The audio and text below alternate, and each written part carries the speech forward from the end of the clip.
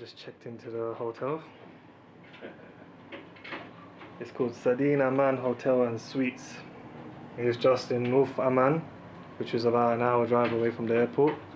Got a twin room, it's quite lovely, nice and everything. And with all Arab hotels, there's always a 24-hour coffee house right next door to it. It's the bathroom.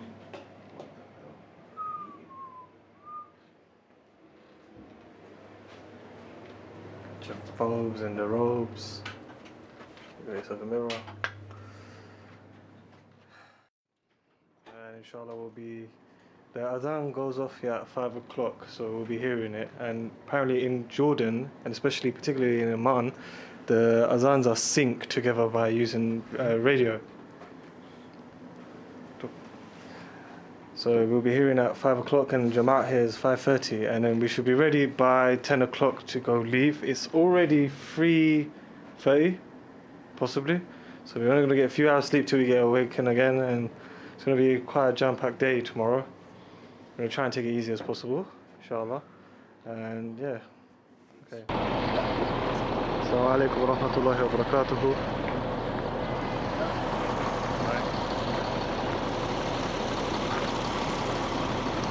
We're here on the hilltops of the beautiful Amman. We visited the shrine of one of the 10 Sahaba promised Jannah by the Prophet Muhammad sallallahu alaihi wasallam, and that's his grave.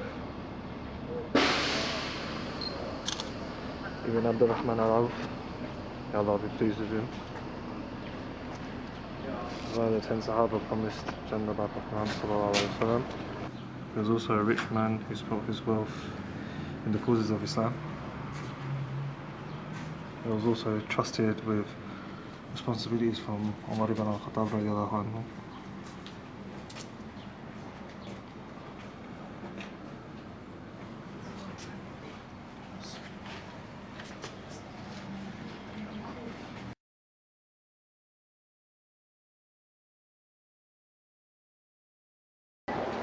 Assalamu alaikum wa rahmatullahi wa barakatuh. Second stop in Jordan, and we've arrived at the masjid and the tomb of Prophet Yusha, which is Joshua in the biblical context.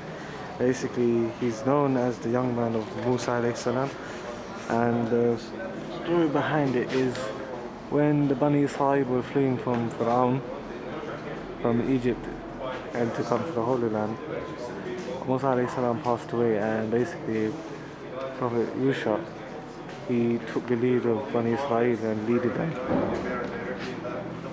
And well, basically he'll be reading Fatiha of his grave, and they can go off for him inshallah. His tomb is just through that arch right over there, so it's just a matter of waiting. Pray Salah here because it's coming to midday inshallah. After Musa died, dead, Yamut, Yusha Bani Israel Nabi. Yusha opened Jericho. Palestine, open Jericho, go Jerusalem, not time, Friday, sun, ghurub, not time, Saturday, no, Bani Israel, Friday, not time. Why Yusha? Dua Allah, stop sun. Yusha, Dua Allah, stop sun, Friday long. Stop sun, Friday long, open Jerusalem Friday. Okay? House Yusha, Beit Yusha. Why long? No long. Yusha years هنا years هنا يعني no long. Yusha هنا He could be buried in any of these three parts. Okay. No long. No. Yusha. Yeah. He could be buried anywhere. Yeah, he could be buried anywhere. No. 600 عصر مملوك. 600 عصر مماليك قبل عثمان. ودعاء إن شاء الله. بسم الله الرحمن الرحيم.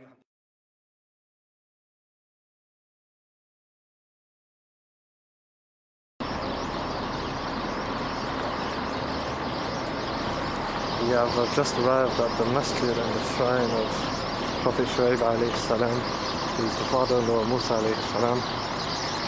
It's actually quite a beautiful masjid.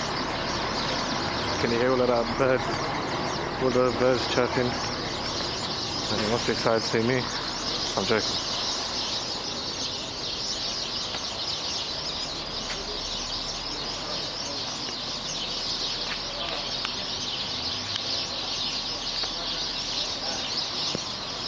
There we go. Bismillahirrahmanirrahim. That's the wudu ablution area. Wow, that's amazing. An outdoor ablution area.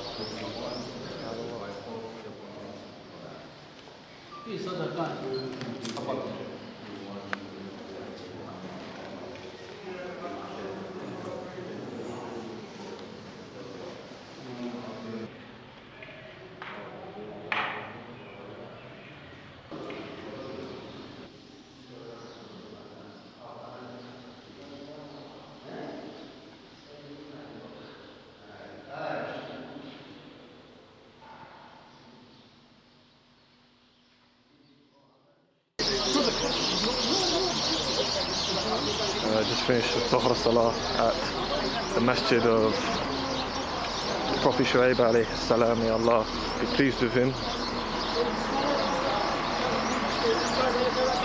It's a beautiful masjid, I must say.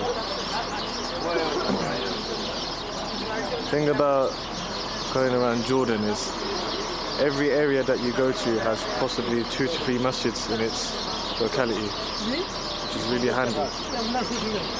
They coordinate their adhans 5 times a day. Subhanallah, you don't understand the feeling that you get when you don't really need an alarm clock to wake up for salah.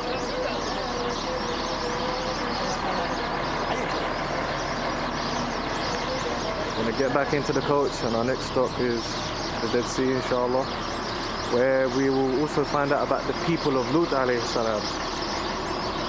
There's quite a lot of history behind it and why it's actually called the Dead Sea, inshallah. So we're going to start making ways back onto the coach.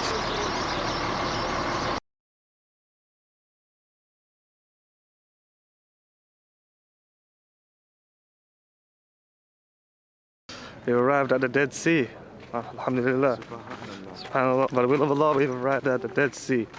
Now, the Dead Sea has a percentage of 33% salt content, and usually with the world's oceans, the most that you can probably have in an ocean or any water is 11%. So it's highly salty and nothing lives in it, hence it's called the Dead Sea.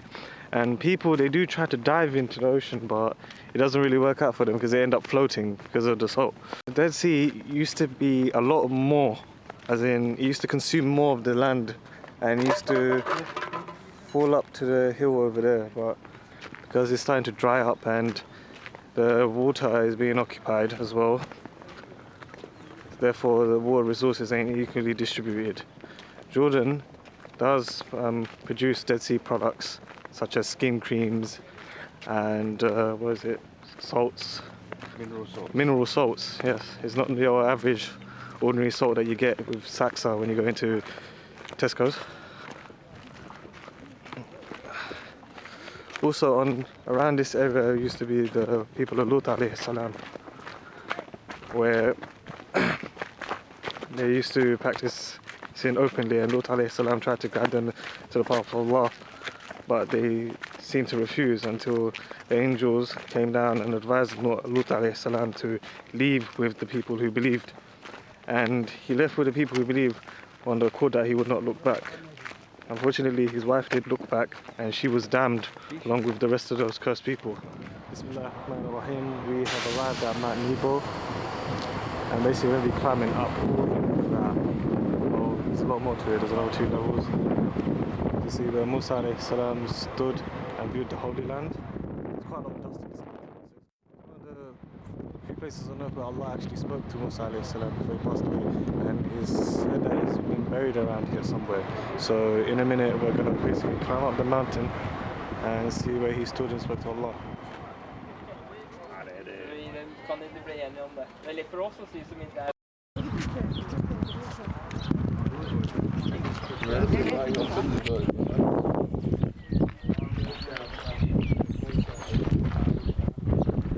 This is apparently the place, or possibly the place where Musa alayhi salam spoke to Allah when Allah revealed to him the Holy Land.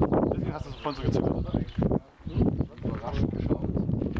Mach mir die Tour, ja. Mach mir die Tour. Du musst. Nein, ich 10 ist so.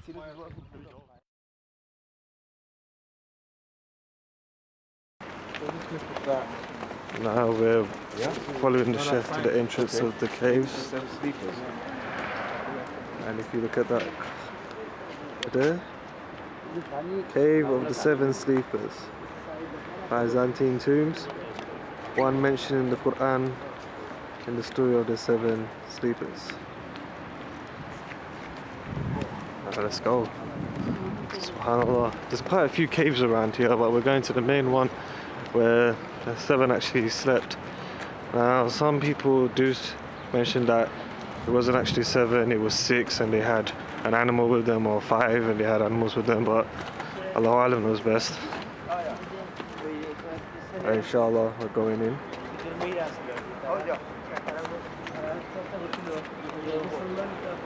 Bismillahirrahmanirrahim.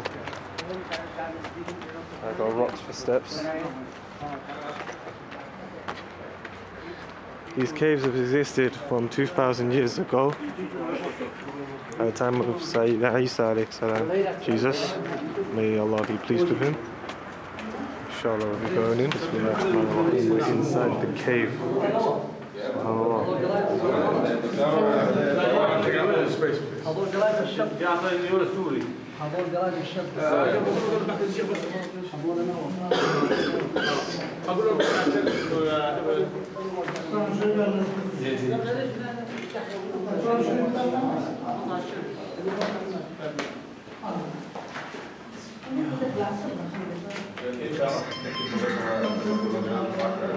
There's engravings on the rock itself. That's the Shahada.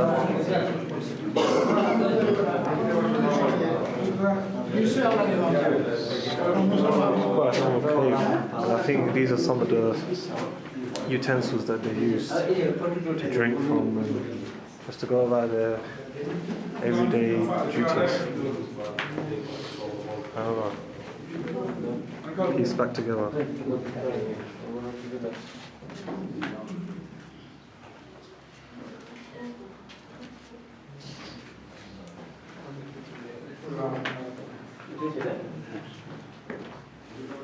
can tell the size of this cave by the amount of people they can fit. Right in front of the cave, during the Umayyad Caliphate, a masjid was built, and as I'm circulating around going in 360 degrees, you can see the size of the masjid. It's not really too big, and this is the Qibla, the direction of prayer. As you see the little arch which overlooks the rest of the town. To think that standing here that someone used to lead a salah in front of the cave, SubhanAllah, it's an unreal feeling. It's really unreal.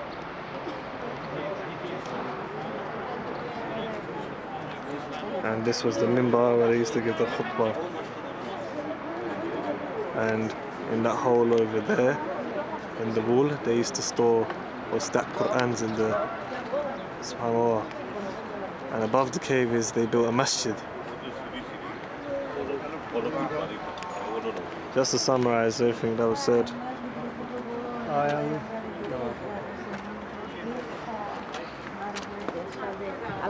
The seven sleepers, whilst they were in their sleep, Allah preserved their bodies for 309 years. SubhanAllah. Salahuddin Ayyubi, and may Allah be pleased with him, he plastered the walls inside the cave to be able to keep the structure intact. When people found out about the cave and the sleepers, they decorated the front and carved pillars and designs into it. I'm never going to read Surah Kahf the same. Every Friday when you pick the surah up and read those 18 verses and read the translation with it, it will just bring you back to this. SubhanAllah. Right now we're going to make ways into the masjid now, and inshallah we'll start filming a little more as well.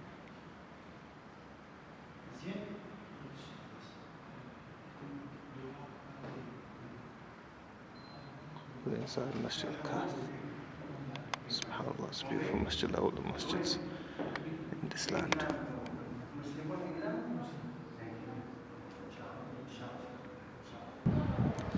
Bismillah ar-Rahman ar-Rahim. We are at the masjid of Jafar bin Abi Talib radiallahu anhu. He was a Sahaba that got martyred in a battle against the Romans, inshallah.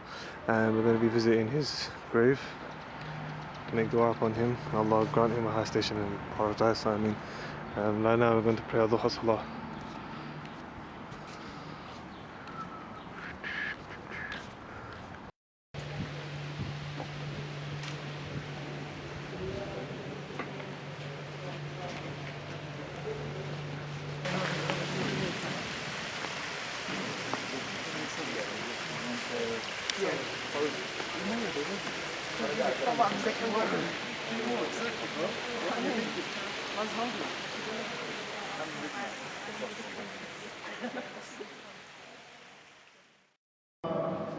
It's the tomb of Jafar bin Abi Talib. He was one of the cousins of the Prophet Muhammad ﷺ, and he was martyred in battle against the Romans. While in battle, he was carrying the flag of Islam, and his right hand was cut off, and he shifted the flag to his left hand to maintain the morale of the Muslim army. Then he lost his left hand, and then he just carried it with his arms and continued into battle to maintain the morale of the Muslim army, because there was 3,000 Muslims against an army of 200,000 well-equipped Romans. And he passed away, and when they looked at his body, he had 96 blows from different kinds of weaponry to his body. And Prophet Muhammad ﷺ is as to have said that when he has lost his hands, he saw angels. Prophet Muhammad ﷺ said that for the loss of his hands, they will be replaced by angel wings. SubhanAllah. May Allah have peace and rahmah on his soul, and may he be granted a high position in paradise. And just to let you know, Jafar also means the one in flight. Ties him with the angel wings. SubhanAllah.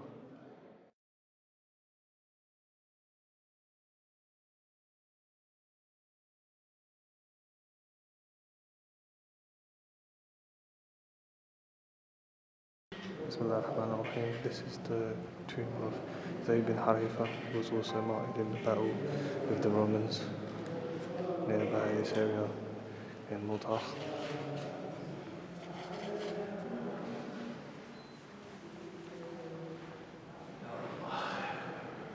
So earlier we went to see the tomb of Jafar bin Abi Talib, and this is Zayd bin Harifa. Two other tombs are located in this masjid.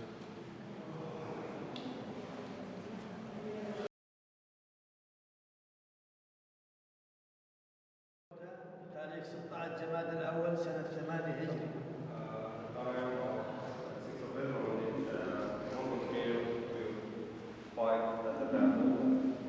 الشهيد الثالث